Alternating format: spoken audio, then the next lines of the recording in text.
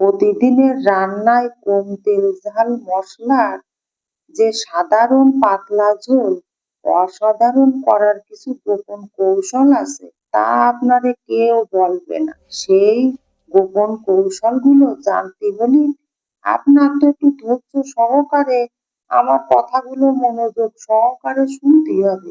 এই যে আমি কাঁচকলা নিতে আসলাম বাড়ির বাগানে, এই কাঁচকলা দিয়ে কই মাছের পাতলা ঝোল রান্না করব।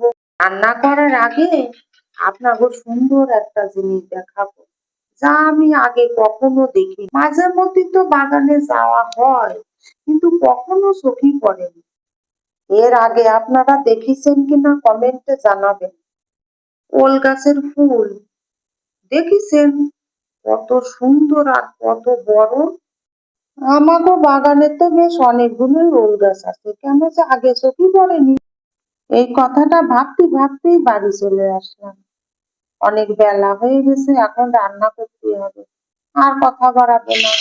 যারা অনেকদিন যাবৎ রান্না বান্নার সাথে যুক্ত আছেন তারা তো অনেকেই অনেক কৌশল জানে। যারা নতুন তারা তো এই ছোট ছোট কৌশলগুলো জানে না। আর এই কৌশলগুলো জানতে জানতে অনেকগুলো বছর কেটে যায়। সেই গোপন কৌশলগুলোই আজ আমি আপনাদের রান্না করতে করতে বলবো। এই যে কাঁচকলা দিয়ে কই মাছ রান্না করার জন্য ফোড়নে সবসময় রাঁধুনি আর শুকনো মরিচ দিতে হয়। কুচি পেঁয়াজ দেওয়া যাবে না, পাকা পেঁয়াজ দিতে হবে। আর দিতে হবে ধনিয়া গুঁড়ো। লবণ হলুদের কথা কি আর বলবো, তা তো দেওয়াই লাগে। পেঁয়াজ বাটা দেওয়ার পরে পেঁয়াজ গুঁড়ো খুব ভালো করে ভাজে জল শুকিয়ে ফেলতে হবে। তারপরে অল্প একটু জল দিয়ে মশলাগুলো একে একে দিয়ে ভালো করে ভাজে অল্প করে জল দিয়ে শুকিয়ে ফেলতে হবে। এখানেই হচ্ছে আসল গোপন কৌশল। এই মশলাটা যত ভালো করে কষানো হবে, রান্নার স্বাদও তত বেশি ভালো হবে। এই কথাটাই কেউ আপনাদের বলবে না। সবাই বলবে এই মশলা দেয় সেই মশলা দেয়, কিন্তু মশলা তো শুধু দিলেই হবে না। মশলা ভালো করে ভাজিয়ে তার ভিতরে অল্প অল্প করে জল দিয়ে খুব ভালো করে কষায় শুকিয়ে ফেলতে হবে। মশলা কষানোর সময় কোনোভাবেই যেন মশলা পুড়ে না যায়, সেদিক অবশ্যই খেয়াল রাখতে হবে।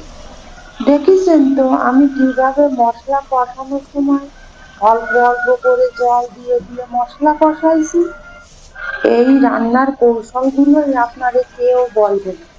সবাই বলবে এই মশলা দাও সে মশলা দাও, শুধু মশলা দিলেই তো হবে না, মশলাগুলো ভালো করে কষাতে হবে, তাহলেই না রান্নার স্বাদ ভালো হবে। পাতলা ঝোল রান্নার জন্য আর যে কথাটা মনে রাখতে হবে তা হলো ঝোলের জল অবশ্যই ভালো করে ফুটিয়ে দিতে হবে। এই কথাগুলো মনে রাখেই পাতলা ঝোল রান্না করলে ঝোলের স্বাদ হবে দ্বিগুণ। আমার এই ভিডিওটা যদি আপনাদের কারো একটুও ভালো লেগে থাকে তাহলে লাইক কমেন্ট শেয়ার করে সাবস্ক্রাইব করে রাখবেন। সবাইকে অনেক ধন্যবাদ।